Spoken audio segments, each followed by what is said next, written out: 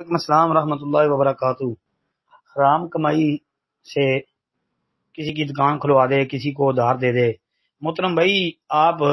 یہ یاد رکھیں کہ جس کے پاس حرام کی کمائی، حرام کا مال ہے، اگر وہ کسی کو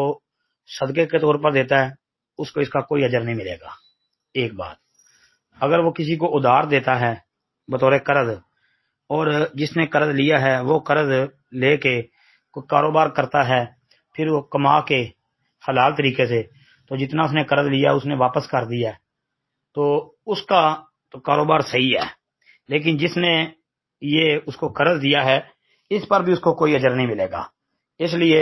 کہ رسول اللہ صلی اللہ علیہ وسلم کی واضح یہ حدیث ہے کہ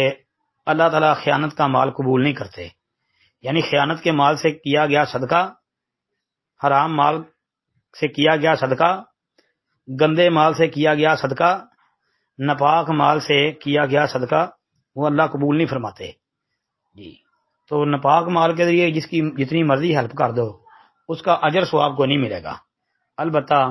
آگے جس کو آپ نے دیا ہے وہ اگر حلال ذرائع سے کمائی کما کے